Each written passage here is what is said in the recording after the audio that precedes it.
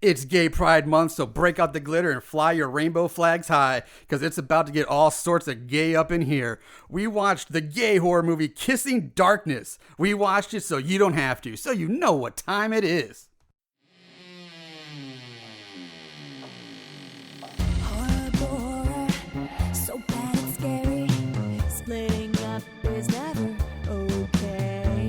Plot, who needs it? Don't turn on the lights. Cars don't ever start, but that's alright. Running upstairs instead of out the door. Good acting, what do we need that for? Horrible horror, so bad it's scary.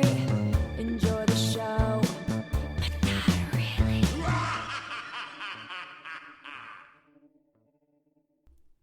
What's up, Moon Goons? Welcome to Horrible Horror, the podcast where we watch the worst of the worst in horror movies. I'm your fabulous host, Mr. Marshall Hampton. Joining me is my partner, my silver fox, Mr. Aaron Southworth. Aaron, how are you doing today? Good. You almost knocked me over with that intro. What's up, Moon? I'm like, jeez. But it's good to be back. Yes, it is good to be back. This week we are taking on the fabulously awful gay horror movie Kissing Darkness, because it is Gay Pride Month. It is Gay Pride Month. They get a whole month. They get a whole month. June. All of June. It's hot. They're so hot.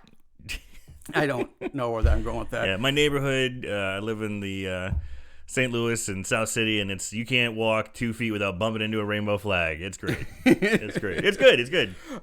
So yeah, we haven't done. No, we haven't done Gay History Month movies yet. Gay History Month, Gay Pride Month. Just gay any movie, really. I mean, there's been movies we've done with gay characters. Yes, that's fine, whatever. But this is an actual. Surprisingly, gay people. There's a very pretty large group of gay horror fans. And horror movies, and they go in hand in hand with gays like glitter and fruity drinks, I guess. I don't know, but apparently, so we looked them up.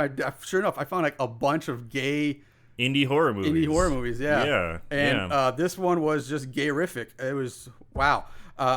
So they all pop up, because I did the same thing. I checked out Amazon. I'm like, holy shit, there's a lot of them. And I'm like, okay, did you just go, boom, you look good? Sort of. I started looking them up. I remember I found a list online of the top gay horror movies. Nice. And I started going through those, and I'd find which ones I cross-reference the list with what was streaming on Amazon and what I could find, and then I narrowed it down from there. Nice. So you had a system. I had a system. I liked it. Yeah. So I guess this is consensus among the gay community of horror fans. That, maybe this is a decent. It's on the list. Again, I don't know if that list is how accurate it is, right? But yeah, it's there. It's on there. I found it, and this is what we're doing. We may come, since we had next weekend, and we might end June with another gay horror movie. Maybe we'll see how we feel about that. But let's first make disclaimer. There we go. I can talk. Yeah, disclaimer. That there's a good chance we're going to offend some people. That's not our intention. None whatsoever. Not our intention at all, but there's a high chance somebody in some way, shape, or form is probably going to get offended while we do this movie. You got two straight guys in the Midwest who were born almost 40 years ago. So, we're learning, we're adapting, but we might say some things that might come off a little crass. Yeah. So hey, I know we all both know plenty of gay people. We got gay friends, but still there's a good chance we're going to offend somebody. Oh, yeah. So, we'll apologize now. Please spare us the hate mail. Maybe it's an opportunity for learning, Marshall. There you go. An opportunity for learning. Yeah, I'm going. It's that corporate business talk right there. All right, so Kissing Darkness, released on April 6th of 2014. Written and directed by James Townsend. You can find it on Amazon and on iTunes. The cast... boy, here we go. First of all, we have Ash. The character Ash is played by Daniel Barilla. He's only got 10 credits as an actor, but the interesting about his IMDb page is that he was also a casting associate on 5 episodes of the hit show Bar Rescue, which I love that show. I watch it all the time. Oh, yeah? And he was also a production assistant on 5 episodes of the other hit show Hell's Kitchen. So, which you also like? I've watched it. Yeah. Okay. Wait. That's Gordon Ramsay. Yeah, I know, but I'm trying to remember which. It's not the cooking competition one, but the one where he goes in and rips restaurants apart and then fix them. That's I think the it's one. Hell's Kitchen or something, isn't it? That's the one I watched, not Yeah. the cooking competition one. I forget which one's which. They think both got like hell in the name or something like that. They're confusing. Anyway, then we have Skyler, played by Kyle Blitch. Take out the L, and his last name's Bitch. Yeah. Which is Hey. He's only got 10 credits too. But an interesting thing about him, he has over 20 years experience as a competitive gymnast and cheerleader, having competed on the national title holding All-Stars and collegiate teams at Top Gun All-Stars and Hawaii Pacific University. He's also a 30-time national cheer individual title winner, and he's the owner of Custom Grooves, which specializes in music mixes for cheer and dance for the cheer and dance worlds. And he has been featured on the likes of ESPN and Fox Sports. He is a cheerleading queen. He is a cheerleading queen. All right. You know who else was a male cheerleader? Our 43rd president, George Bush Jr. That's right, he was. Yes, he was. He was a male cheerleader. A little fun fact there. Yeah, but I don't think he was the type who was doing the flips and stuff. I just think he had the big, like, giant megaphone and maybe held. Yeah, he was more of a spirit squad leader. Yeah, he was just kind of the hero. Yeah, he Yeah. wasn't the one. And then lastly, I'm going to mention Jonathan, who's played by Sean Paul Lockhart. Now, that may, for any of our gay listeners out there, that name may sound familiar. Why would it sound familiar? Well, because he's got 58 credits to his name. So What he's are been some in of a lot those? shows. What And, are some of those credits? a vast majority of them are under the name Brent Corrigan, which he uses when making, you guessed it, gay porn. All right. So almost everything, except like maybe a small handful of credits, is all just gay porn. And there's some lovely names to these things. I love them. I know you got a few of them ready. Oh, yeah, I do. Locked and loaded. Is got- that one of them? Locked and loaded? I wish. Oh my God, I wish. It might have been. Gods of Porn. Okay. Gay Massage House. Getting Levi's Johnson. Topical. The Big Gay Musical. I love this one. The Porn Ultimatum. The porn ultimatum. The Twin Dicks of Hazard. Fuck Me Raw. Ow. Naughty Boys Toys. Bare Bone Twinks. And I love this one. This might be my favorite. Take It Like a Bitch, Boy. Ooh. Oh, and he was also in the Sean Penn, critically acclaimed Sean Penn movie Milk. Oh, yeah, he was in that movie Milk. So, all right, there it is. All right, let's bust out the glitter and let's get fabulous. Here we go. The movie opens with this red SUV driving down a rural road through a dense forest as like house music or like dance club techno music plays. Extra. Yeah. Yeah, I kind of like the music. In the cars, our main cast of gay characters, and so we have Skyler, the blonde guy.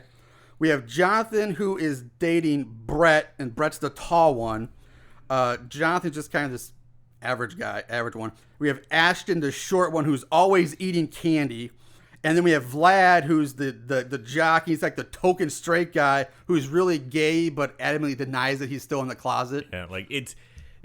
So I guess we have all the gay cliche tropes. In the gay world, maybe we have the As far as sort of twinks go, I guess. Yeah, they're because there's all a whole twinks. animal kingdom out there. Yeah, twinks, otters, bears, Wolves. cubs, yeah, they're Daddies, trannies, all kinds of shit. Yeah, Ashton and Jonathan are definitely twinks. Yeah. Vlad is just like he's the hidden straight guy. There's the jock Yeah. also, and I learned that there's something called a twunk, which is a twink that also lifts some weights and's got some muscle. Like Justin Bieber would maybe be a twunk because he was a real skinny guy, but now he's getting some muscle on him. He's not like. And then Brett just kind of the tall normal. He's just kind of there, whatever. I don't know what you would call him. So, all right, they all arrive at their destination, which is this cabin in the woods. And the first thing Vlad does after getting out of the car is he just takes his shirt off for like no reason whatsoever. Dude, yeah, it's like as soon as they get there, like, oh, this place looks great. All right, here we go. And he's like, okay, Shirts shirts off. off. Check out my ass. I mean, this would be, I'm guessing it's like the equivalent of like a girl getting out of the car and just flashing her tits out for no reason whatsoever than the fact that she just got out of the car. That's like it. Vlad heads into the cabin, leaving the others to unpack all the luggage. And we learn that the cabin belongs to Vlad's dad, and that Brett had like basically begged Vlad to let them come stay here. Now, I'm confused at this moment because they're kind of establishing, the grounds of why they're there, or how they're showing up. Yeah. But the sound quality at this time is piss poor. Yeah, I have a lot of sound issues with this movie. There's a lot of times in this movie where I can't understand what people are saying. I am the same way. It's the sound. Let's just go ahead and preface it because I know it's going to come up again. The sound quality is shit. Yeah, it comes and goes. It really, it's in and out. So yeah, basically the gist is that Vlad's dad owns the cabin, and Brett begged to let them all come up to the cabin for the weekend. And even though nobody seems to really like Vlad, right? Nobody seems to like the guy because he's, I guess, a dick, or he seems like an asshole. Yeah, he come across as the asshole, and of course he's like the in the closet gay guy. But that's it. And basically, and then we know that Skyler is upset and annoyed because he can't believe they're missing the big gay Pride Week. Weekend-long Pride Festival. Pride Week, in L.A. Yeah. So we skip ahead to nightfall. The guys are sitting around in the living room, drinking beer, playing cards. Again, Vlad takes his shirt off again for some reason. Out of frustration, yeah. He's like, he just takes his shirt off. It's so weird. And again, these guys are sitting around playing cards and talking about how bored they are. But man, they are not drinking gay drinks. They are not. They're drinking PBR. PBR, I know. I was going to do like margaritas or daiquiris or something like that. Something fabulous, guys. Come on. Hillbilly PbR, man. I know, like a hipster. Like a hipster PBR. Come on. Like, switch it up a little bit. Like I said, Vlad takes his shirt off again while complaining about the lack of women here. Yeah, where are the girls? Where the girls at, man? Oh, it's got to take my shirt off. Where are the girls? So Vlad and Jonathan get into like a pushing fight, which gets broken up by Skyler. Yeah, Jonathan comes down and says they're running for the hills while they still can, and they're getting like sexually like there's this sexual energy of the guys. Sexual tension between Jonathan and Vlad. They're pushing each other. Yeah. You're waiting for them to start wrestling, and then get out the body. Then it gets a little weird. But Turkish style. Skyler gets involved, and the instant he gets involved, they all hear a noise coming from one of the upstairs rooms. I gotta say right now, Skyler is by far my favorite character in this movie. Big time, me Loved too. Skyler, my favorite too. Loved him. Now he was the most over the top, most queenie, between him and Ashton, they're definitely the biggest. Most feminine stereotype, feminine. But Skyler cracked. I love Skyler. He cracked me up. So armed with various items like beer bottles, frying pans, and a dildo, they all stand outside the room looking in at what's making this noise. Vlad enters, starts to approach the closet, but the closet door rattles again, and he runs out of the room screaming. So Brett, then he tries his luck, but he too runs out of the room like a bitch when the door rattles. So everybody's run away, leaving Skyler alone. And like I said, he's the most feminine of all, but he's just like, fuck it. Yeah. And he goes up, he opens the closet door, and it's just like a raccoon. Yeah. So nothing happens. Back downstairs, Vlad and Jonathan get into it again. So Skyler has to separate them for a second time now. And Skyler's like, he wants to know how much longer they're going to keep up this Jerry Springer charade. And at this point, I'm not exactly sure all what he says, but Skyler, throughout the movie, every time he gets upset or a little flustered, he always says, I'm going to go wash my face. And which I kind of like. I love it. It cracks me up every time. I honestly find that pretty damn funny. It's not so much a line, it's just the way he delivers it. It's funny. He does a pretty good job of delivering that line and other lines. Yeah, he does. For a guy who has very little acting credits or experience, he's by far the most entertaining, best actor in this. But he's been an entertainer for years. A championship level entertainer with his cheerleading ability. Yeah, it's true. So anyway, Vlad goes off to take a shower while the rest get drunk. They run out of booze and convince Vlad to raid his father's booze stash, which basically he keeps in a cardboard box in a closet. So classy. Yeah. Vlad, he goes off to get the alcohol, and we learn at this point that just a mere 2 years ago, Ashton finally stopped pissing the bed at night, which is really fucking weird that would even be a thing. Like, why would a college-age kid still be pissing the bed? I didn't get that at all. Oh, yeah. I missed it. I've seen this movie twice. I've seen it twice. Yeah, I saw it twice, too. There's a little cringe under and then Jonathan replies to that saying, don't stop wetting your bed now because water sports are hot. That's what he says. That is disgusting. Yeah, it's pretty bad. I'm sorry, but that's just fucking gross. If that's a clever pun, good, but I mean, please don't be a real thing in the gay community. Please don't be people peeing on each other. I get that's a real thing. That's a real weird fashion, both gay and non-gay communities. Yeah. But I'm just fucking, what college 18, 19, 20-year-old kid is still pissing the bed, man? Oh, this is the kid who eats candy all the time and wears a baby's onesie around him, like feety pajamas. Maybe it has something to do with his diaper. Do with his diet, because all he does is eat candy. Gummy worms, and drink alcohol. Yeah. It's just alcohol and candy. That's his diet. Anyway, Vlad returns with a case of booze and a Ouija board. Skylar wants nothing to do with the board, but of course they're going to use it anyway. What's the point of the movie? This shit's going to happen. Yeah. Or else we'd have no movie. Yeah. Vlad tells the group a story that his father used to tell him about how the forest outside is haunted by the ghost of a woman named Malice Valeria, who was supposedly obsessed with the devil and into Satan worship and all this stuff. The story goes like years ago, she invited a group of friends out for a camping trip to celebrate her engagement and to hold secret sacrificial satanic rituals. Now, I don't know many other goths or Satanists, goth people that are really outdoorsy nature folk that want to go camping in the woods. That's a little weird. But anyway. Well, you could have some of those goth Gaia types who are into Mother Nature. Who knows? Yeah, that's more Wiccan shit, though, than... Yeah, and here's a question. When you hear the term years ago, yeah, that's vague, but what does that usually imply when you think that? Years ago. Yeah, I mean, it makes you think like back in the turn of the century, 1900. Yeah, I'd say way back. At least 50 years. Right. Yeah. Right. But no, it's like 5 years ago, if that. So, anyway, one night they're out camping and Malice Valeria, she comes back, to her tent after going off alone before some weird ritual, and this is where she finds her soon-to-be husband fucking her best friend.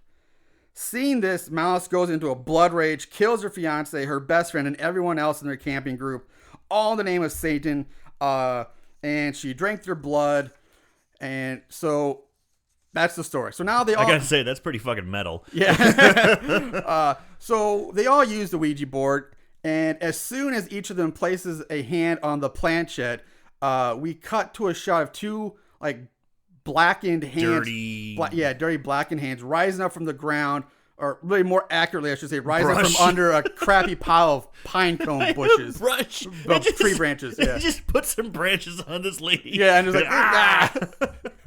It's kind of like when we did when we were kids. I was just about to say, it reminded me of the stupid Tom DeZive movie where we had a friend lay in a dirt hole and we just covered him with leaves. And his hand came up through the leaves. Yeah. It's the same thing. Same thing. So, yeah. Time passes. All the boys are passed out in the living room. Brett and Ashton wake up and see that Jonathan has passed out across Vlad's lap. So they decide to snap a picture of this. But that ends up waking up Vlad, who springs to his feet, rushes away because, oh, God, I had a gay guy sleeping on me. Oh, my God. Someone fell asleep on my lap. I'm gay. That's kind of how he reacts. Yeah, that's basically it. Yeah. Now we cut to Jonathan and Brett frolicking through the forest. They take a break, sit down, and talk about last night and their feelings and all this shit. Yeah, because they're dating, and Brett can tell that Jonathan's got this sexual tension with Vlad. Yeah. So Brett tells... Wait a minute. Hold on. I think I did... At one point, I got the names mixed up, so I had to go back and re-edit the names in my notes, and I think I may have messed up here. So, yeah. Brett tells Jonathan not to worry about the Ouija board. Don't be... it's nothing... Because Ouija boards are so Ashley Simpson. Which... A little bit of a data reference, but yeah. It's so Ashley Simpson, it's 100 years of fraud. Yeah. It's like, burn. Ashley Simpson, like 15 years ago, or however long that was. Honey just got taken to the library. She got read. They're throwing shade. Yeah.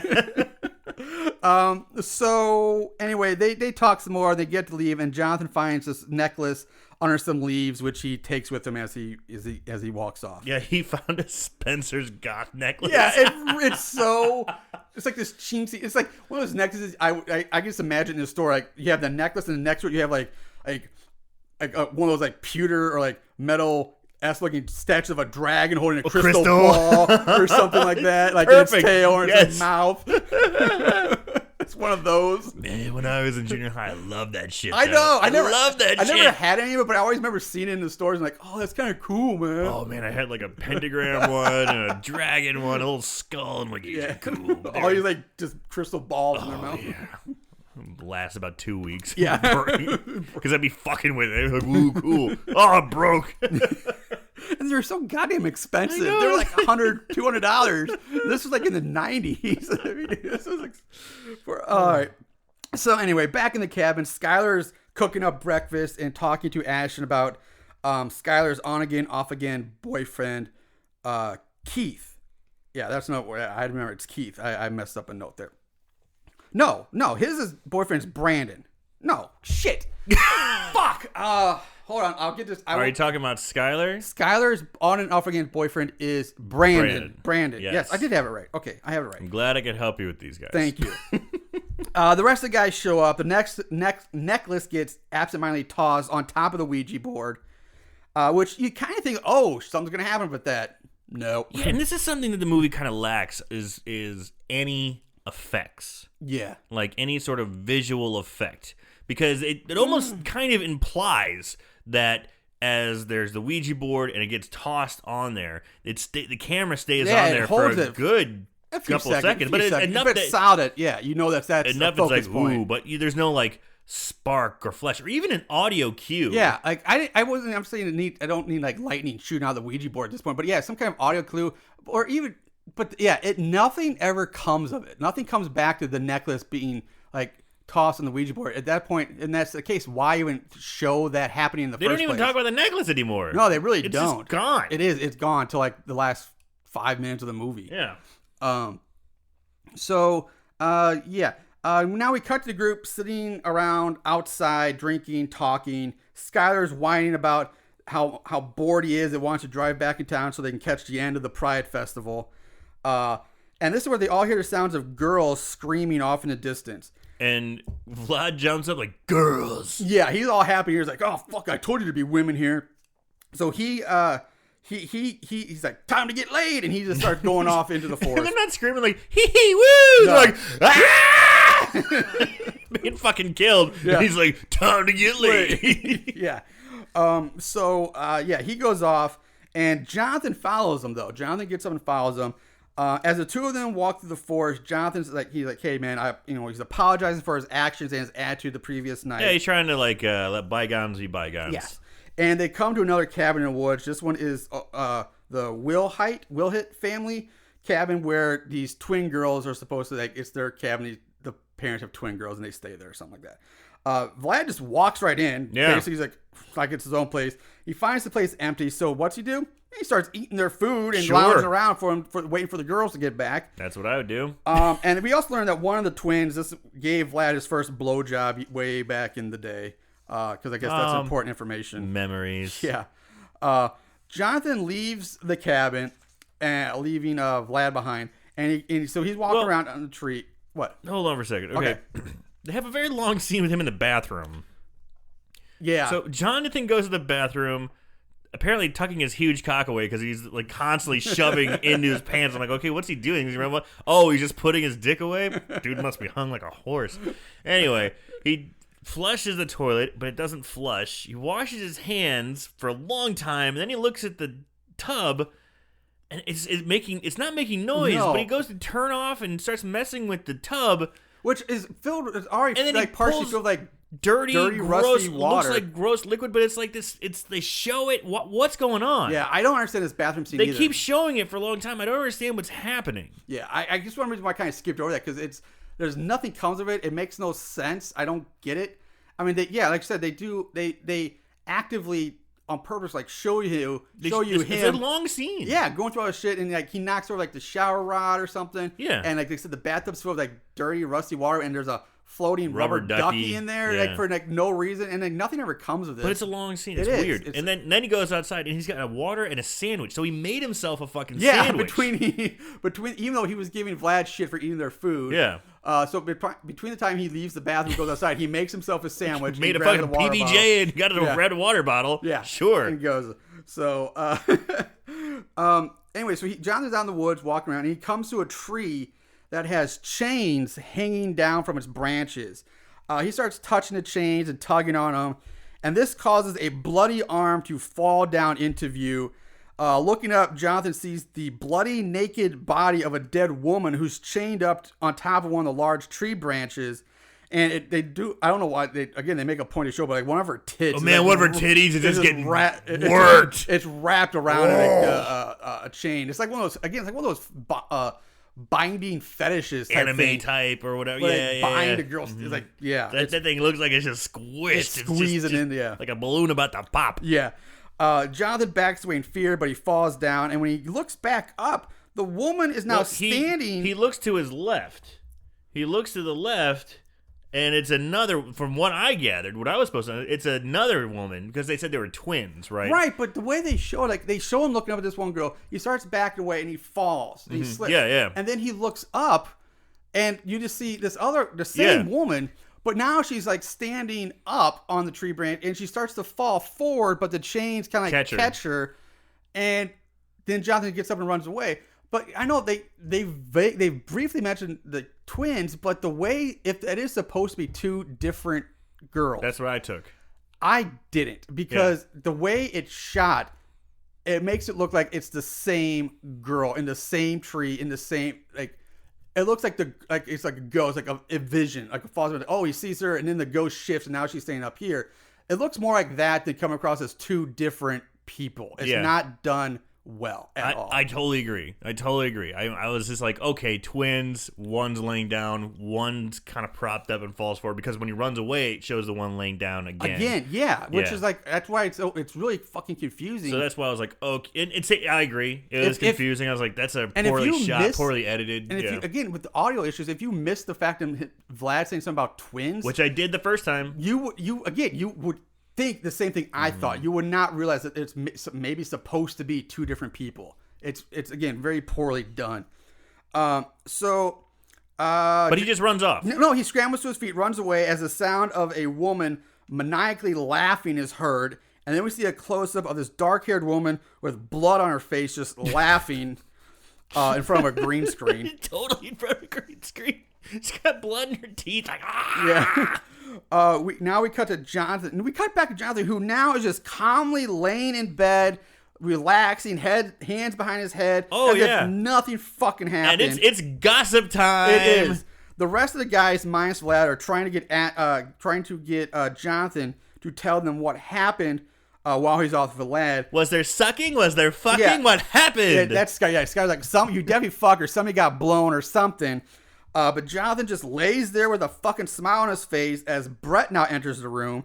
And I guess I don't understand why the fuck Jonathan is so goddamn calm here, because he just found we're seeing two dead bodies hanging in a tree by chains. He runs away in fear and just lays in bed like he just smoked a shit ton of weed. Right. Like, I look at him like, oh, that's how I kind of feel after smoking weed. I just all happy and giggly. I just want to lay in bed and relax. Just pull the Snoop Dogg. Not a care in the world. He's just so super chill. Right. No one would be this calm after seeing what he just saw. Now we cut to Vlad walking through the forest at night. He's calling out for Jonathan. We see a woman dressed in black kind of run quickly behind him. Skitter past him. Yes. Cut to Vlad entering the bedroom where everyone else is now gathered around Jonathan. Vlad's pissed off that he waited around 2 hours in the house for Jonathan, only to find him back here in the cabin. Yelling at Jonathan. Vlad demands to know what's your deal? Like, what the fuck's wrong with you? And then the camera zooms in on a close up of Jonathan's eyes as dramatic music plays, and then Vlad suddenly just calms down, and he's like in a trance-like state, and he's like, "Oh, I'm going to bed," and he just turns and leaves. So, again, this is where a visual cue would help. Have Jonathan's eyes glow red a little bit, or something like a little cue that he's possessed or something's happening, because it's just close up of eyes. It's just it's basically just a guy who seems to be high on weed suddenly tell another guy, like, just looking at another guy, and the other guy's like, I'll go to bed now, man. All right. It's a real like fucking Caesar Milan dog whisperer moment or something. Like, it's fucking weird. So we cut to Vlad now asleep in his bedroom while the rest of the boys are sleeping on the living room floor, curled up together in a big pile of gay flesh. In comes Malice Valeria dressed in black. She gently runs her hands over the sleeping guys. She then mounts Jonathan, runs her hands over his bare chest while saying something that I can't make out. She speaks so softly. Yeah, it's so quiet. And the audio's so bad. You can barely understand anything she's saying. Yeah, almost every line of hers is nearly impossible to understand. Really difficult. So after she says something, and then she starts kissing Jonathan, like just making out with him. And when she pulls away, Jonathan instantly starts bleeding from the mouth, like blood just coming all out. A now possessed Jonathan, because this is like the one time they use some kind of special effects here. So a now possessed Jonathan wakes up and he kind of like turns into Malice. We kind of see him like it's like a visual. It's like delayed filming. It's like several different. It's like it stands. I mean, it's not the worst effect. It's not okay. the worst. It's fine. So now we cut to Malice / Jonathan mounting Vlad, who is still asleep in his bed. She tells the sleeping Vlad that she chose him because after all these years, he still disregards her story as just another urban legend or meaningless ghost story. Vlad wakes up with Malice on top of him. She seduces him and ties his wrists together with a belt and then ties them over his head to the headboard. Now she starts flashing. Now this is where the movie starts flashing back and forth between Malice and Jonathan on top of Vlad. So we start going back and forth between the two. So you're like, okay, it's Jonathan doing the act and Vlad seeing something like that. Yeah. Malice. So Malice Jonathan starts kissing Vlad's chest. They then pour hot candle wax on him. During this whole sequence, again, I hope you notice this, but they really fuck up here. Oh, yeah. Because you mean his arms are untied, then they're tied, then they're untied, then they're tied? Yeah, that happened a lot. The entire time, you clearly see him tying her, and then like every time they cut between Jonathan and Malice, his arms go from tied up to down by his side, tied up, down to... It's like, how can you seriously fuck this up that badly? That much. I mean, come on. It's not like this was something like, oh, he was tied up 20 minutes ago, and when we came back to that, like, seeing, oh, we forgot to tie him back up. You're shooting these scenes like directly at the same time, most likely. Like, okay, Malice, you get on, shoot yourself. Okay, now Jonathan, you get on when you film this stuff. And then even worse, when you're editing this shit together, it's right there in the one scene. Like, is nobody notices his arms going boop, boop, boop, back and forth? It's like a flip book, man. What the fuck? I don't know if you noticed, there was even a little bit more. There was actually a scene when, before Malice started pouring the wax on him, when it cut back to Jonathan on top of him, there's like red dots all over him. Like, is that supposed to be blood? What is that? And then they cut to Malice pouring on the wax. I'm like, oh, motherfuckers, you fucked up. I missed that. I did miss that one. I did miss that. So Malice now uses her nails to start like scratching, like gouging, just cutting up big deep scratches. Yeah, into Vlad's chest. Jonathan gets off Vlad with his face covered in Vlad's blood. Because I guess he was like licking up with the blood. Nuzzling on that bloody tit. Seeing Jonathan now instead of Malice, Vlad gets irate and demands that the butt pirate Jonathan untie him. Jonathan raises an outstretched arm and I guess in some kind of magic or something, sends Vlad back into his trance-like state and Vlad falls asleep again. Now he's got Professor X powers. Yeah, he's just like... Again, no visual cue, no audio sound cue, nothing. He just puts his hand out like he's using the force or something. Yeah, and he just falls asleep. And so Jonathan covers Vlad with a sheet or blanket or something, and he leaves the room. The next morning, we see Vlad getting out of the shower, and for a good 1 or 2 minutes, seriously checking himself out in the mirror, looking for all the nail marks, the scratches marks, but they're none to be found. He is pretty hot. And he even drops his towel, so for the next minute or so, we just get a gratuitous ass shot. Absolutely. It's just ass. Hey, we know who this is for. I know, obviously, but again, you try to relate to like, it's just straight up, no other reason, just for pure ass Need shot. An ass shot. Here we go. Hi-ya! There are so many ass shots in this movie. Dude, it's about to turn up. It should be called Kissing Ass or something, man. Jesus. Kissing Darkness may be a good one, though. Yeah, maybe. Kissing the Dark Hole or something. I don't know. So Vlad finally comes out of the bathroom. He's all dressed now. And he and Jonathan leave the cabin together as a annoyed Brett watches them leave, kind of jealous and annoyed at this. Cut to Vlad and Jonathan, now shirtless, walking through the floor. They're both fully dressed when they leave. Those shirts didn't last very long. Very next cut, boop, tops off, and they're just walking through the floor. Fuck these shirts.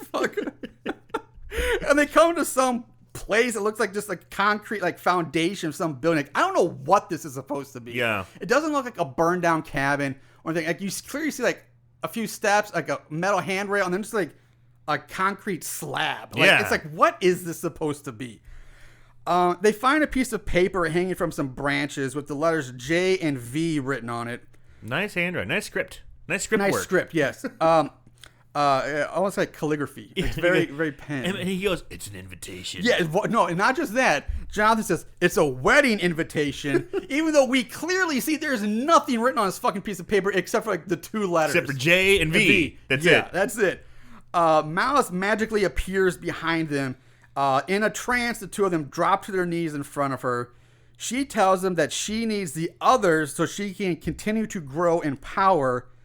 She stands them up, kisses them, and she then bites into her wrist, making it bleed, and feeds her blood to Vlad, who starts sucking on her wrist, while blood drips down his arm onto his chest, which Jonathan starts licking the blood off of Vlad's chest. So, wow, it's getting steamy up in here. It's getting weird. It's getting real fucking weird. Back at the cabin, the other three are loading up the car with their luggage. They're ready to go. They're ready to go, yeah. Like, fuck this, we're out of here. Yeah, while they talk about Jonathan and Vlad being gone for so long. They load the car, and they end up heading back inside to wait for the other two to get back. Night falls.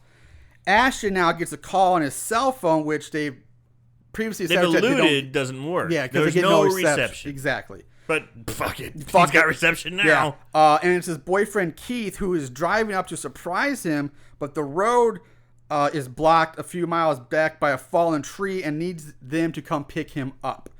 So Skylar drives Ashton to go get Keith, leaving Brett alone in the cabin. Brett gets scared when Jonathan comes popping up behind him from behind the sofa, and Brett kind of like shoulder tosses him. Judo tosses him down to the floor. Jonathan's all horned up and ready to go.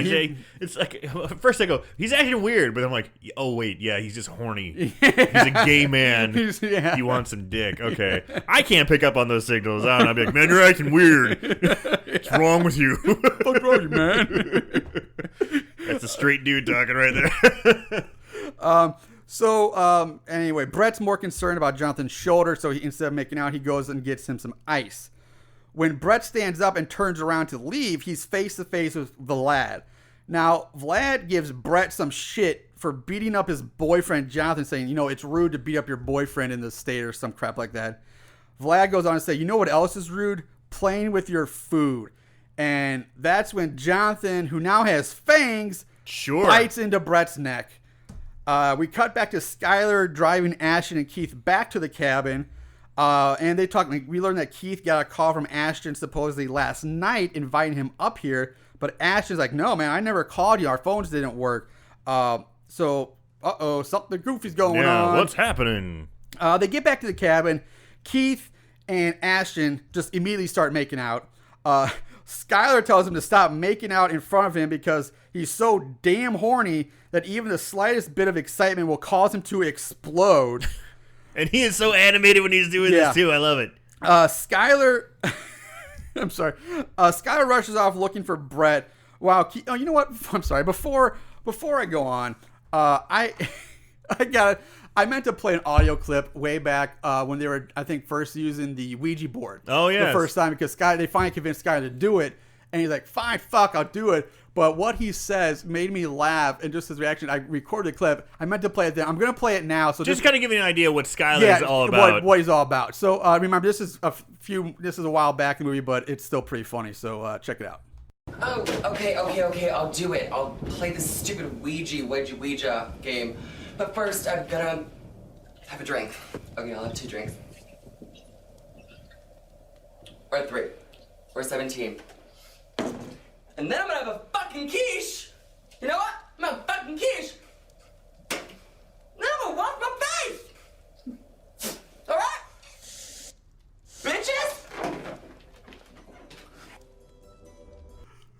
All right, that's one of my favorite parts of this movie is Skylar's reaction. Bitches! I can't even do it. We're having a fucking quiche. I'm gonna wash my face. Bitches! I'm sorry, but he is the best. So when he's talking about how he's so horned up and he's going all all out. He's So like it's pretty entertaining. Yeah, he talks it's about his very dick called the Stay Puft Marshmallow Yes, Man. thank you. Yeah, he says, that comes up. He's, okay, yeah, Skylar first rushes off to look for Brett while Keith and Ashton fall in a chair, making out, grabbing each other's asses. Skylar re-enters, tells him, this is where he says, if you keep that up, people are going to think that the Stay Puft Marshmallow Man exploded again.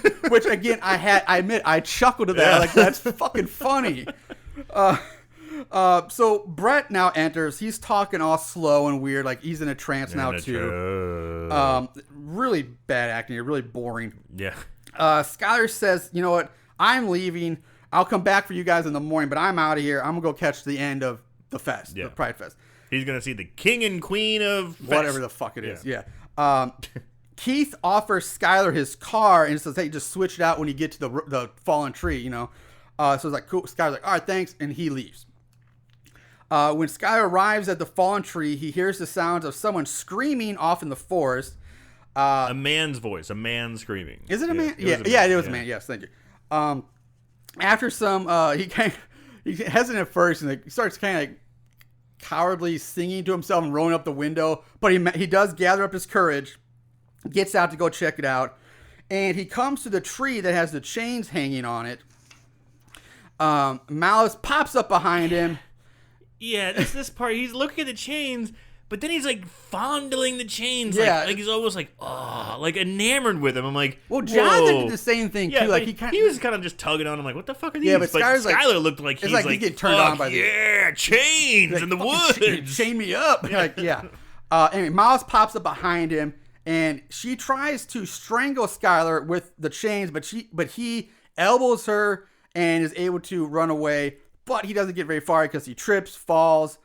Standing over him, Malice pulls out the car keys from her corset. She mounts Skylar, licks his face. Which he's like, yeah. Which I loved. Skylar tries to struggle free, but pins him to the ground with a large stick across his neck. Malice rambles on about some shit. Again, it's really hard to see. But basically, we get the twist to her backstory. And she reveals that the big twist is that her best friend that she found fucking her husband was actually a man. Bum, bum, bum. Gay man. Yep. So we cue the flashback of these two goth gay guys going into a tent that has a chain hanging in the middle for some reason. Like a cheap tent. Just regular normal little tent, but there's like a fucking chain hanging out from the middle of it. And this is when I was talking to you, like when you have that idea of years ago, you think 50s, 60s. This looks like it just came from fucking Cabela's. Yeah, right off the bat. It really does. It looks so modern. It's so modern. It's just like. I mean, we need seriously with the goths what was this, 5 years ago? Yeah, I mean, maybe 90s or 2000s when the goth scene was really big. But it's kind of fallen so maybe then. So we'll say 20 years ago at most. It's like this isn't really. It's not like old Rick. Yeah, it's where's the mysticism here? Yeah, the mystic 90s. Ooh. So they are doing. They're pretty young. They're like that was so long ago. Yeah. So we get lots more naked dude ass shots here. Just lots of ass. Ass. Ass, no titties. Ass, no titties. Malice spies on them through one of the tent flaps. She breaks down into tears, then is overcome with rage and anger. She bursts into the tent with a knife, slits her fiance's throat, then cuts the hand off of her best friend before stabbing him repeatedly in the chest, killing him. Her fiance's blood runs onto the Ouija board, which again you think would have some kind of meaning, but nope. She lays down next to him, kisses his dead, bloody lips. And it's a long shot. Yeah. So the actor has his eyes open looking at her, and the camera's there for like a good minute, and he fucking blinked. Did he? Did you not catch the blink? I missed it. I was so looking down. I kind of felt bad for the guy, because it's like, they had that shot on his face for a long fucking time. Yeah. And I'm like, you gotta moisturize. I probably was look down my nose. It was real fast, like, maybe they won't see it. Maybe they won't see it. That's pretty fucking funny. I mean, it's funny because I was thinking, I'm like, how long are they going to keep that kid? He did blink. All right, I got him. Mouse lies down next to his corpse, and she just starts screaming. We cut back to Brett, who's now taking a bath. Mouse rises out of the water and starts making out with Brett, who has fallen asleep in the tub. Again, and of course, more mouth blood. Yeah, when she pulls away, we get more mouth blood from Brett. He coughs himself awake as she sinks back underneath the water as Ashton and Keith enter the bathroom to help Brett. We cut to Brett staring at himself in the mirror. Mouse appears behind him, rubbing her hands over his back and shoulders. We go to Ashton and Keith, who are getting it on in the bedroom, but they stop when they hear a banging sound. And we start going back and forth now between the two of them in the bedroom and Brett, who's in the living room, now using the Ouija board. Eventually, Keith and Ashton go back to getting it on. And this scene gets pretty fucking hardcore. And goddamn, do they get it on. It is damn near straight up like gay porn. Yeah. You clearly see both guys have like erections that are poking through their tight briefs. And one of them has their underwear pulled down just so his ass is hanging out again. So we get more ass shots while they're rubbing their boners together. Dude, they have it so set up. So they have him lying down. They have a mirror in the background so you can see all the ass. It's like it's coming at you from two angles. And the guy, Keith, he's got these fucking boxers on that look wet. You can see total outline of cock and balls as you see both their cock and balls. I mean, because there's just cock and balls everywhere. Yeah, Ashton's wearing like these really tight like briefs, pink briefs. Yeah, like they're almost like they're not even like normal briefs. They're like that skinny, like almost Speedo like briefs. And they both got like erections poking out of their undies and balls. They're rubbing their dicks together. And they're about to start a fire. There's so much dick rubbing. It really is, and the ass are bopping in there. It is literally the gayest thing I've ever seen on film. Yeah. It's wow. Yeah. I I guess for gay guys, honestly does it for you, but Jesus. I was questioning my sexuality at this point. I'm like, yeah. Yeah. I mean, you can't deny it. It was getting hot. It was getting hot in there, man. They had some tight asses. I mean, they had some six-pack ass, some tight asses, and dude, I'm a sucker for two dicks rubbing together. I mean, that's my thing. But yeah, hey, for that crowd, I imagine it was. Yeah, I guess it's hot, good entertainment. Good entertainment. Time passes. Ashton and Keith are now asleep in bed, cuddling together. They're woken up by Vlad, Jonathan, and Brett, who enter the room and turn on the lights. Jonathan just rips his shirt off again. Sure. And the three. It's not Vlad this time, but it's like people are just ripping shirts off for no reason whatsoever. I'm in this room. What up? It's like, poof, shirt be gone.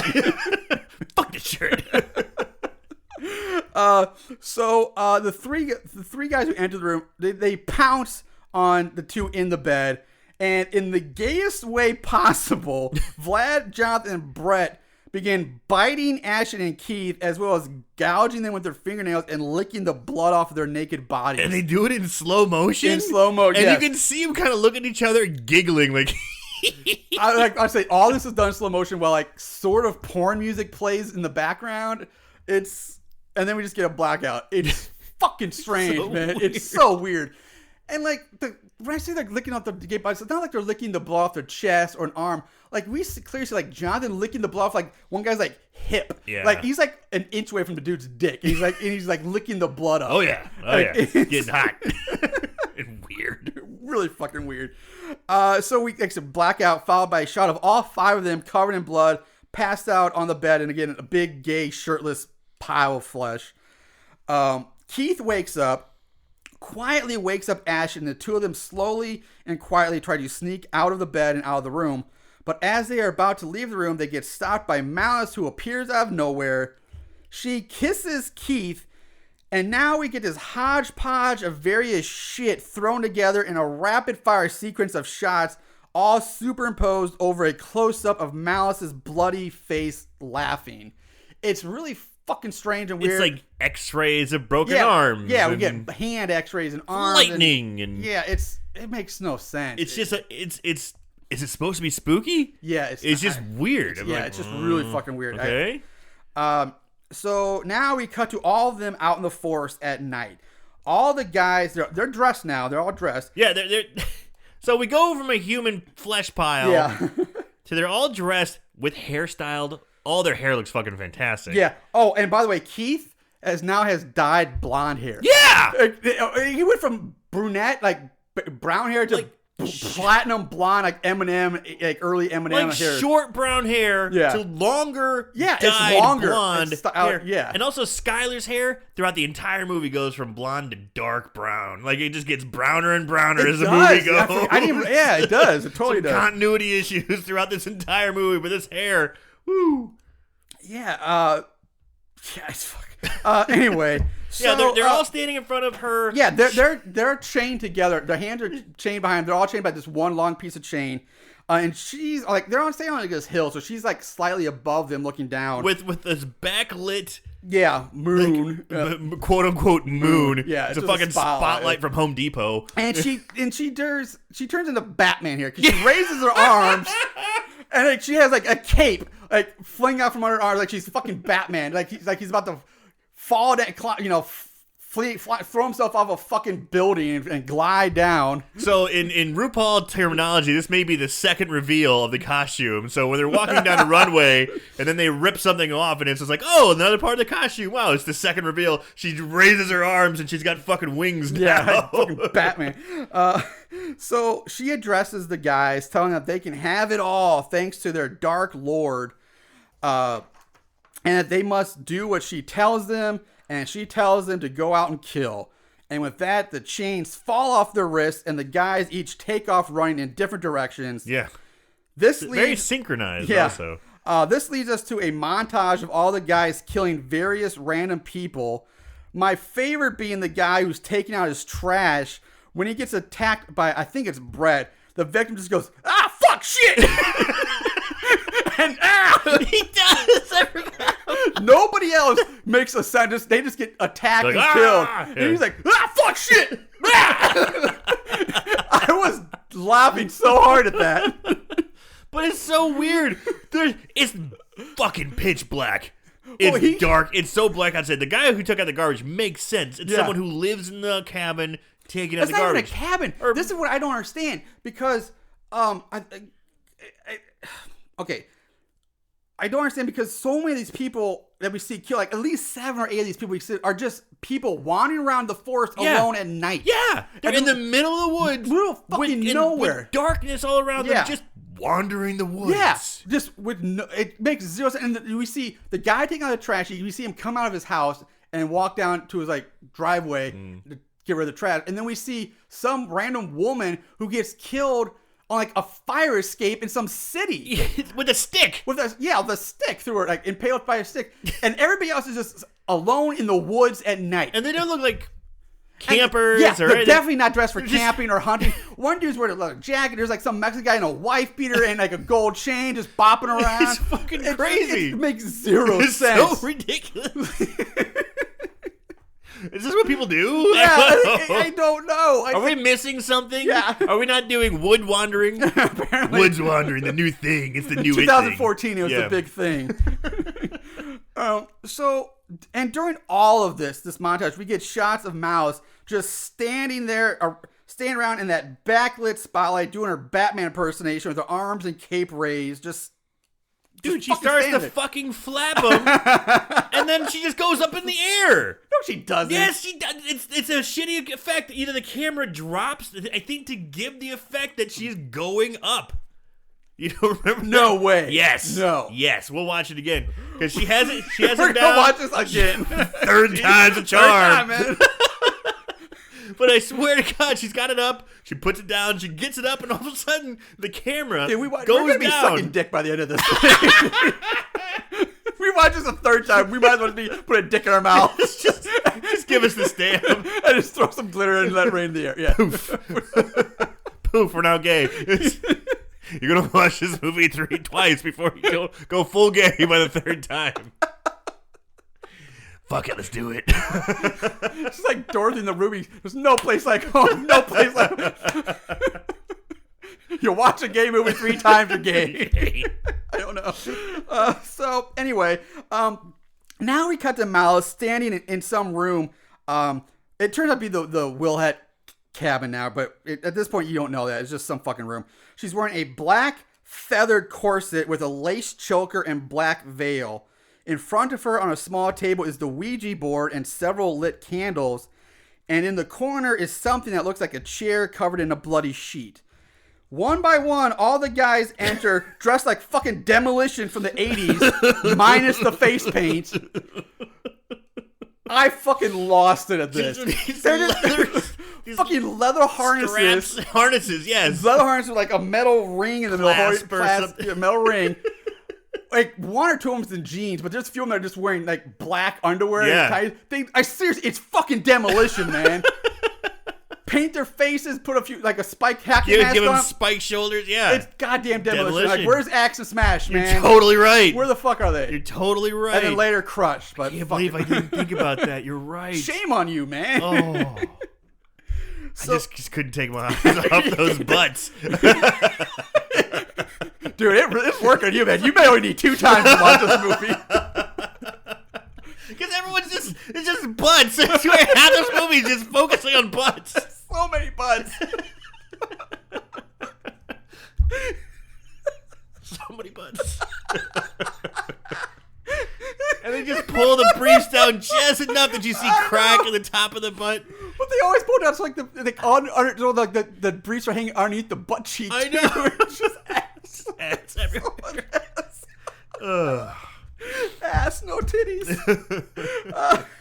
So anyway, Vlad starts spouting out some ritual bullshit. Then they remove the bloody sheet to reveal Skylar wrapped in chains with a black hood over his head. They remove the hood. Skylar comes to, and he demands to be let go and tells him that they're all going to go to hell for this. Malice just starts laughing at this and says to him, That's the point. I thought your kind all loved a wedding, even if it's for the damned. Zing. Malice toys with Skylar a bit while rambling on about broken hearts and broken love. And this is where we start getting flashbacks of Skylar's memories of being in love. And then we find out that he too walked in on his boyfriend Brandon fucking another dude. We see pretty much straight fucking here. Yeah. And this is where again full asses and you get the dangling balls, which is quite the treat. The bonus. The bonus. So you get the bonus. You get the balls dangling underneath. You get the full ass shot and the bonus. Yeah. That's what we used to call we mooned each other. It's like, want to give them the bonus. Right, we did. Yeah, when I'd moon somebody, be like, whoa, you got the bonus. God damn, I forgot about that. The bonus. The bonus. But yeah, you just got 2 guys like in the missionary position, ass up in the air, and then balls like flopping around underneath. Straight fucking, man. Skylar still defiant of Malice, so she starts going from guy to guy, seducing them further to her dark side. And I'll be honest, at this point, I get really bored here. Plus, it's also really fucking hard to hear and understand what Malice is saying in this scene. So Absolutely. you kind of just lose interest at this point. Because we had so much interest before. If there's no ass on screen, man, I am not. I do not care. My attention goes elsewhere. All I know is that she hands Brett a knife and she wants him to kill Jonathan. Brett is about to do just that when Skylar shouts out for Brett to stop, which apparently works for a minute. Yeah. Because Brett freezes, drops the knife, and then Brett turns to look at Malice, and then he just turns back and bites into Jonathan's neck. So, what? I don't. It's like, stop! Oh, he okay. stopped! Oh, but he killed him anyway. Yeah, like what? Now, Malice turns her attention back to Skylar. Brett gets off of Jonathan, who mumbles something to Brett. Again, I can't understand what he says. Brett picks up... I think he says, I love you. I've always loved you. Something like that. Yeah, maybe, or I need you. I don't matter. Yeah, it doesn't fucking matter.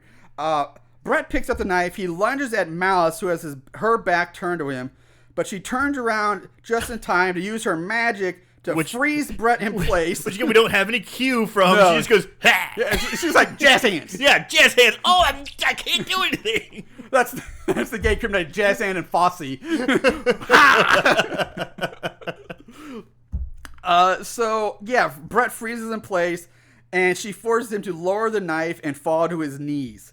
The other three guys remove the chains from Skylar, and I think they all start biting into him, but I'm not really sure here. That's just my best guess is what's happening.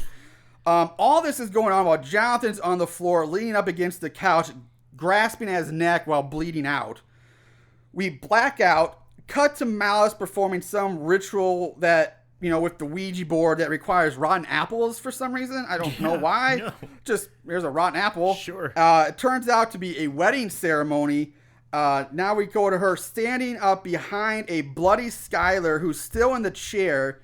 She puts that necklace that was found earlier around Skylar's neck. This is the only time it comes back.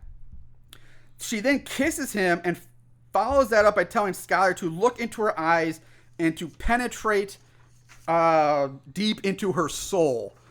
Skylar shouts out, "Oh, wait a minute, did I miss something here?" I'm not penetrating anything. Yeah, bitch. he's like, "Hey, I reject," because she says it's like all those intents. Does anybody reject this wedding or something like that? For anyone with objections, and he goes, "I object." And he's like, "I object," and he breaks free of his binds, pushes Mouse to the floor, which causes all the other guys to fall to the floor unconscious. Like fucking dominoes. Yeah. That's where it's like boom, boom, boom, boom. They'll just fall separately. Yeah. Skylar leaps onto Mouse, but she quickly reverses it and ends up on top of him. Skylar grabs the Ouija board's planchette off the table and stabs it into Mouse's heart. He does this several times, and dear fucking God, is it awful. Because we clearly see that even though she's supposed to be getting stabbed in the chest and the heart, there is no stab wound. There's not even blood. And it's in slow motion. This is like the worst looking thing in this entire movie. Yeah. Like there's some bad shit in this movie, but this is by far the worst. This is like bad. You shouldn't even show him and her in the same scene. You should just show his arm doing a stabbing motion and then cut her like bleeding on the floor. Yeah. Because you clearly see like when he's stabbing her, like you don't even see like it's just hitting her with the palm of his fist. Like you don't even see a point sticking out, and it's so bad. It's so amateurish. I can't even fuck it. But that's all it took. I object. Yeah. Everyone falls. Yeah, exactly.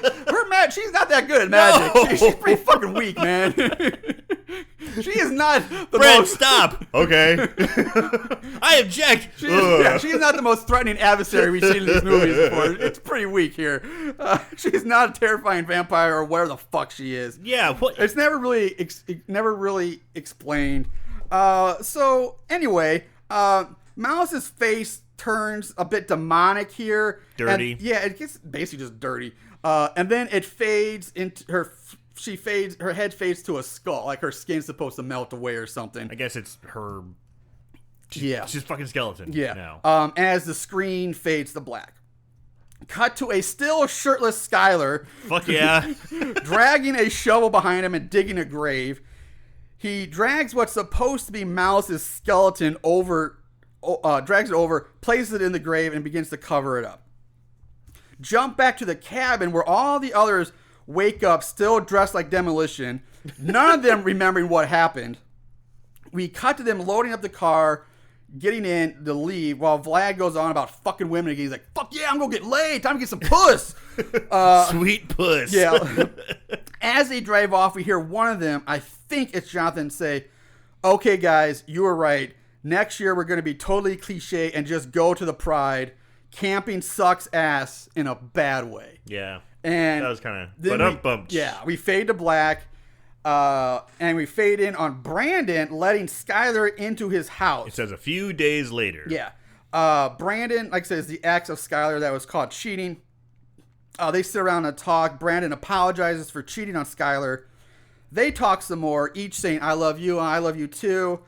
Then Skylar says something about each making this world our hell or something. I don't really get what he's saying. Again, the sound is piss poor. But basically, he lunges at Brandon, bites into Brandon's neck. Did I skip? Yeah, okay. The moment Brandon dies, he finally dies, the door opens up, and in comes the rest of the guys looking like fucking Jack Sparrow, all with their black eyeliner. Eyeliner out the ass. Yeah. Making those eyes like firecrackers. Yeah, it's a black eyeliner and black mascara, man. It's just, it's Jack fucking Sparrow.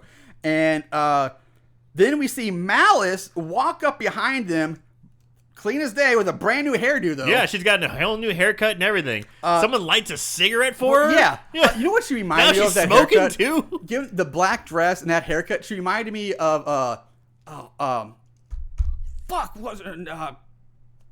girl from Clue. The movie from Clue. Not Mrs. White. No, White. Yeah, White. Thank you. Mrs. Not White, Peacock. yeah. I thought Miss White. Madeline Kahn. Yeah. Yeah, Miss White. I thought. Pale and tragic, Mrs. White. She had that. Yeah. Yeah. Trust me, I know it's Madeline Kahn. It's Yeah, Mrs. I know White, who it is. yeah. But I was having the cars mixed up because I Peacock, It's not Mrs. Peacock. But who's the maid then? That's Yvette.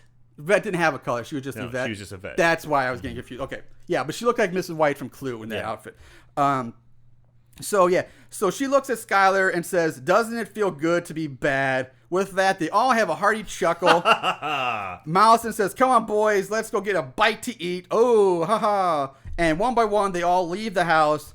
We cut to a tree-lined driveway, and the group of them walking down this driveway together into the night. Blackout, roll credits. That is fucking Kissing Darkness. And I gotta say, I wish the movie fucking ended with just that line about camping sucks ass. Yeah. That would be a great closing line. I was like, kind of funny. I get it. Wink, wink. Yeah, But it was much better. This adding that they added was bullshit to me. I totally hated it. agree. I fucking hated it so much. It's like, really? You just beat her? You buried her? Yeah. Everything's done. You had a great one-liner. Yeah. And now she's back with a new haircut, and she's fine. She won? Yeah, You know? it's like, what? Yeah, I hated the ending. So anyway, let's move on to favorite kills. There can be only one. Favorite kill. The kills in this movie sucked. They do. It really, honestly, I don't know if, some people died. It's the They sucked montage. ass in a bad way. In a bad way. Yeah. So Aaron, favorite kill? I guess my favorite kill is going to be it's probably gonna be your guy too. It's the garbage guy, the guy who's taking out the garbage and got assaulted by Brent. He's like, "Oh fuck, shit, because that's how I'd probably die too. I'd be like, just get killed.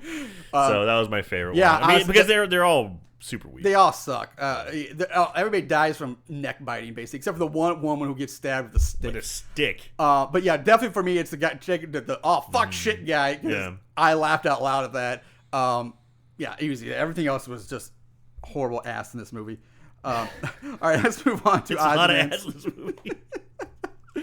Not only did they watch these films, they researched them too. Ugh, what is wrong with these guys? All right, ratings. IMDb gives it a 3.6 out of 10. Rotten Tomatoes, there is no official thermometer score on there, but it does have a 20% audience score. Wow. With Amazon giving it a 3 out of 5.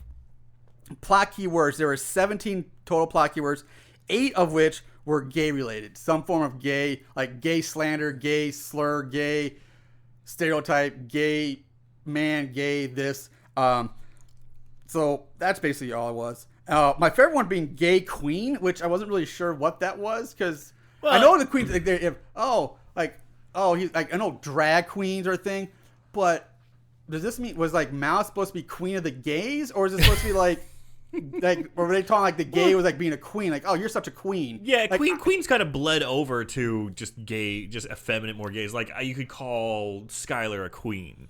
Yeah, he's definitely more of a queen. But it's just weird the way, based on all the other words, it says gay queen and not having the context, I guess. But we're not really in that community No, too we're much, not, so we're just stabbing. I We're don't know, taking man. guesses. I think we're pretty borderline now after watching this movie. So that's it for plot keywords. There was, but surprising, there was a shit ton of trivia, and a lot of it I ended up leaving out because it was just so much of it. Really? Yeah. But I did write. I mean, I still have a lot of credits trivia to get through. So first of all, Kerwee LLC, which is the company that produced the film and had complete control over the cover art, actually tried to pass off a version of the cover art that had actors Sean Paul Lockett and Nick Arias' heads switched for one another. So the cover was blasted by fans on social media as being a complete and utter failure, as it looked absolutely ridiculous due to the size difference between the two actors. So you're putting Jonathan's head on Vlad's body. And vice versa. And yeah. One guy's so much bigger. Yeah. The riot of dissatisfaction it caused with cast, crew, and fans resulted in Curry LLC putting the heads back on the appropriate bodies. This act resulted in certain members of the film withdrawing their involvement in the promotion of the movie any further. Wow. Yeah. During a late night of filming at Griffith Park, the cast and crew found themselves locked in the park after going over schedule. They had to drive back and forth through the expansive park to several of the park's many entrances and exits before finding one that was unlocked. Isn't that a cliche, gay guys getting together in the park? Yeah. Like after hours. Oh, yeah, it's totally cliche. Yeah. Yeah. Oh. Yeah, totally. In 2012, the producers did not want Daniel Barilla to be in the film. Jane Townsend fought for him to be in the film and won. A week into production, the producers apologized to Daniel in person and admitted that to debate James, fought, and James fought to have him in the film, admitting they were nervous about the selection at first, but very happy with his overall performance. James Townsend the director was originally supposed to play the role of Brett. However, once production was on the fast track, he stepped down from the role, only allowing himself to accept the much smaller role of Brandon. So, God, I think that was his balls we saw flopping around.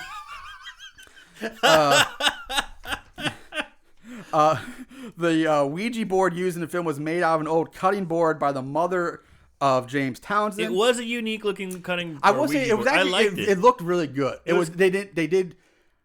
They made sure not to use like the old Milton Bradley one you buy at any toy store. Yeah, or anything like yeah. that. It was it did look good. I will give them that. It looked the fucking board unique. and the planchette looked great. It was cool. Yeah. Yeah, they should have had that mom working on more of the production stuff. She did great. Yeah, exactly. You know what? I'm skipping this one because I don't know who the fuck they're talking about, because it talks about one of the drag queens featured in the film, but I can't remember any drag queen being featured in this film at all. So I'm skipping that. The Wilhite cabin is named after Erica Wilhite, a friend and previous co-worker of the film's writer James Townsend. Erica contributed a small portion of funds to the film's production and had several lines based on her actual quotes and inside jokes. The drunk Ouija board scene took an entire night to film. Towards early morning, there was not enough firewood on hand to keep the fireplace burning, so actor Pawn Shaw Lockhart and writer-director James Townsend took a walk to gather more wood, but actually ended up stealing or borrowing firewood from nearby cabins. Nice. Although it is established that the cabin has 2 bedrooms, the audience only ever sees 1 bedroom. This is because the second bedroom was being used as an actual editing room for the film as scenes were being shot. Thanks to the low budget and tight scheduling. You think there'd be a quick turnaround then? You said this was trying to be made in 2012? Well, apparently, I guess there was one thing it was like an on again, off again. Like they started and then and then they lost it, and then they started and they lost it. So, hence the hair changes. Maybe. Yeah. So where were they? Apparently, a pink squirrel is hidden in several scenes throughout the film. The pink squirrel has served as the logo mascot of ITP Productions and is used as an ongoing Easter egg in the majority of their films. I try to remind myself to look for the pink squirrel the second time I watched this movie, but I was so busy with notes, I never saw it. Yeah. The camping tent scenes were filmed in a backyard in Anaheim, California. The wedding dress worn by the character Malice Valeria was purchased from a vintage shop on Melrose Avenue in Los Angeles. Actress Alexandra Fulton is credited as a makeup artist, but in reality, she is not a makeup artist in the film. In fact, she was the film female lead. She was Malice Valeria. And actor Kyle Blitch, despite being the lead, being a lead and the character with the most screen time, is not included in the opening credits of the film for some weird reason. And the film premiered its teaser trailer at the 11 nightclub in West Hollywood in October 2012 as part of the annual Sassy Halloween Party. Sweet. Yeah. So guess where we're going next year. Oh yeah, we are. Time to get sassy. All right. So that's it for trivia. But let's move on to play the budget game. What? They spent how much? The budget game. Yeah, that's right. We get the budget game for this. Shit. I bet you weren't ready for that one. No. So I was like, there's no way there's a budget on this one. Aaron, what is your guess of the budget of the 2014 gay horror movie, Kissing Darkness. Right. There weren't a lot of actors. Except for they had the You had the porn star. Jonathan, he's... You had a porn star. I don't think they're gonna have to charge extra for nudity in this one. It's not like, oh, you gotta show my tits. You got maybe. It's just like, oh, I get to slap my balls on somebody. Deal. Do I need to pay you?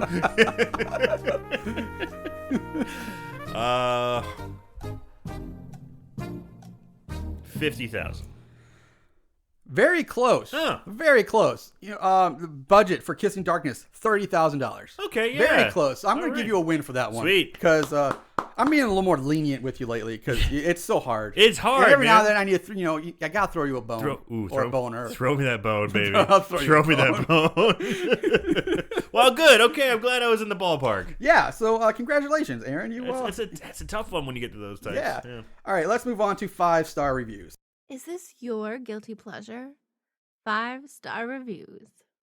All right, there were 27 total reviews for this movie on Amazon. 41% are 5-star reviews and 29% are 1-star reviews. Oh, man. From Jeffrey FTS writes, A+++.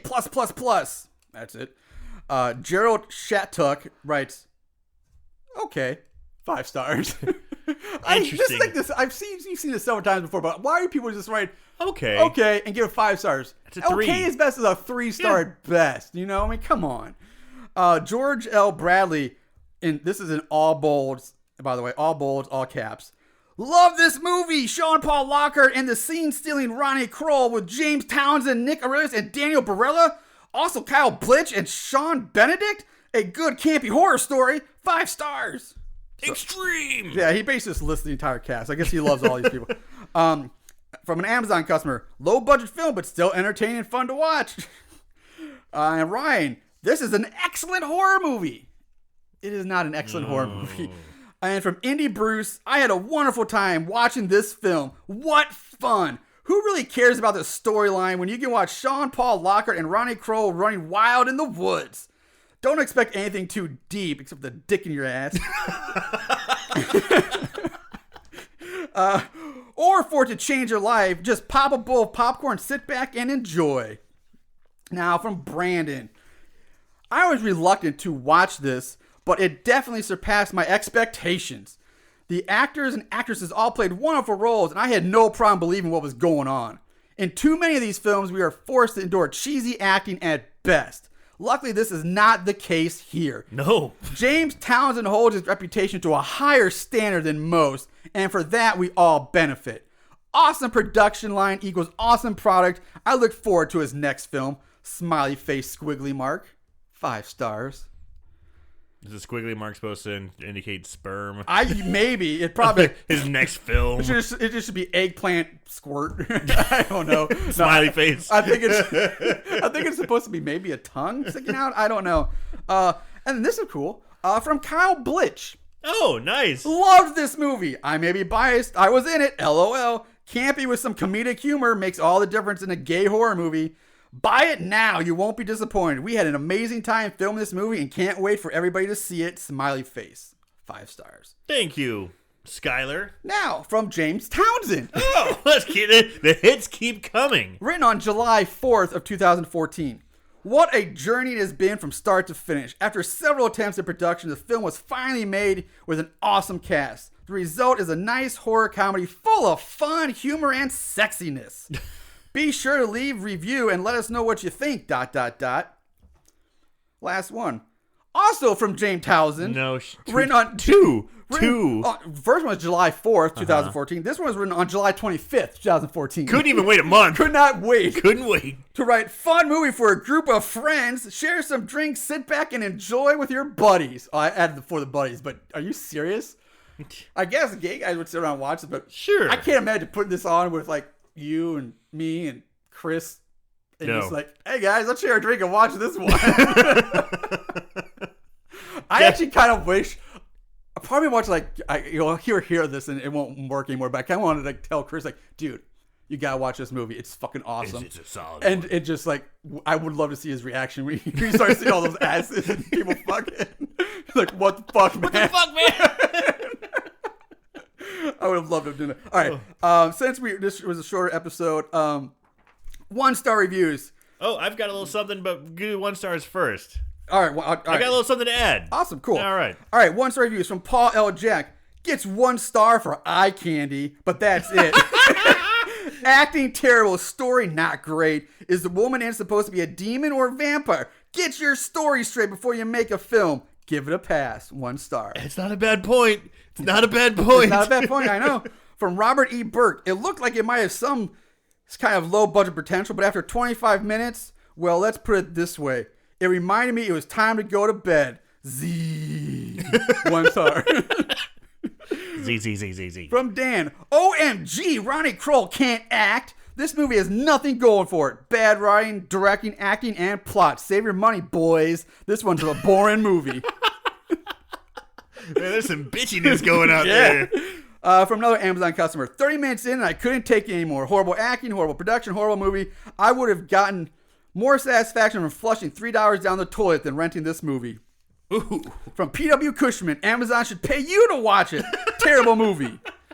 Henry has to be one of the absolute worst movies I've ever watched, and I have watched some real bad movies. The storyline is typical slasher movie. I'm okay with that. The acting and script are horrible to the point of being painful to watch. Save your money and time. Did you say typical slasher movie? Yeah, it's not a slasher There's at all. Nothing typical Exactly. slasher about No. this at all. No, maybe anyway. Maybe it should be typical gay slasher movie. No. But even then, it's not even a slasher movie. No. It's a fucking vampire demon ghost story movie. There's nothing typical about it Yeah, either. I So many don't asses. and boners rubbing together is not typical for me. I don't know.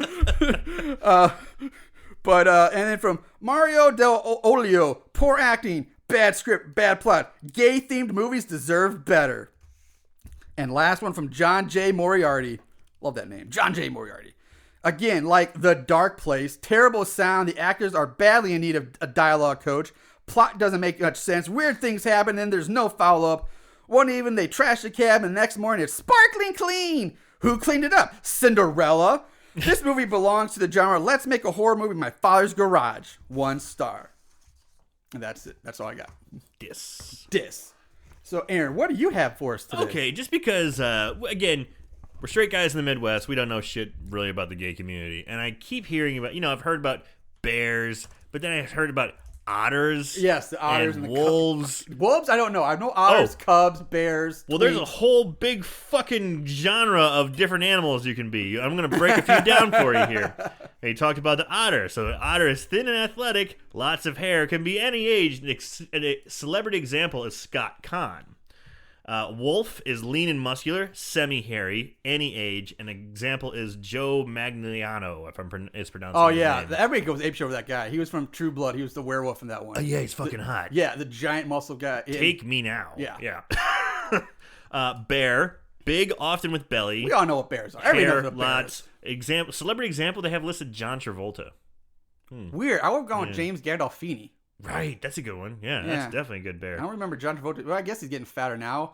But what about Steven Seagal? Is he hairy enough to be a bear? He's fat enough. It's fucking weird. He's his own thing. He's his own mystical panda. A mystical panda unicorn. Yeah. So then there's a cub, which is a young bear. Yes. Husky, lots of hair. An example of this is Jack Black. Then there's a chub, which is just a fat, real big hair, maybe.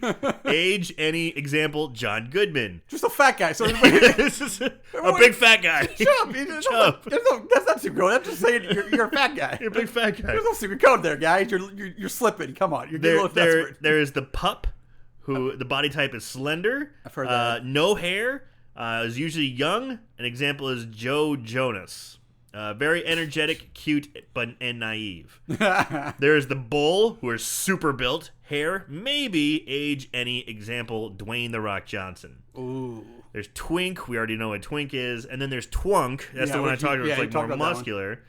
There's the Gym Bunny, which is sculpted, might have hair, is under 50, and you can find them at gyms and sports.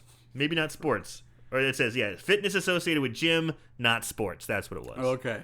The jock is muscular, athletic, maybe hair, any age. David Beckham is the example. All Fitness is associated with sports. and then Gym Rat, which is we all know what the fuck that is. That's just lazy. Some of these are lazy. Yeah, gays, pick your game up, man. But I don't know, the Gym Bunny, the Twunk, the Bull, Pup, Chub, Cub, Bear, Wolf, Otter. Jesus Christ, it's a fucking circus in here. It's a fucking circus. You need a goddamn dictionary to keep your gay people straight. I know. Jesus I always thought I was a bear, but maybe if I lose some weight, I'll be an otter. Yeah. I guess I'm a fat otter or a slim bear. I don't know.